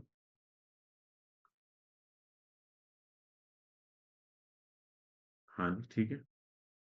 अब सवाल की अगली requirement, what is the total charge, यानी खर्चा स्लैश क्रेडिट या खुशी। और अगर खर्चा खुशी है तो दोनों नेट करके in P and L. P and L में तो मेरे भाई फिर एक ये खर्चा जाएगा 4.1 का और एक 15 का। 15 16 7 19.1 जाएगा। ठीक है जी। उसके बाद what is the total credit in revaluation surplus. Revaluation surplus में टोटल क्रेडिट कितना गया है? रिवैल्यूएशन सरप्लस गया है किताबों में 40.9। At which amount the payables shall be presented in balance sheet? Balance sheet में तो पेबल्स कितने पे जाएंगे यार? बैलेंस शीट में पेबल्स 630 पे। गुड, वेल डन यार, रियली यार। For this part of record assume cost model is used. Property किस पे बैलेंस शीट में आएगी अगर कॉस्ट मॉडल यूज हो रहा हो? जी well done Umar, for such quick response. अगर कॉस्ट मॉडल यूज हो रहा हो तो फिर ये वैल्यू नहीं होगा ना। जी वेल डन। ठीक है भाई, अस्सलाम वालेकुम, अल्लाह हाफिज़। कल इंशाल्लाह टर्म टेस्ट दें आप। 19 लोगों से तो उम्मीद है, 19 में तो मैं भी आ जाऊंगा, तेरी खैर मैंने नहीं देना। आप लोग टर्म टेस्ट दें, इंशाल्लाह कल मिलते हैं। कल की क्लास देखते हैं अपलोड। ओके, अल्लाह हाफिज़।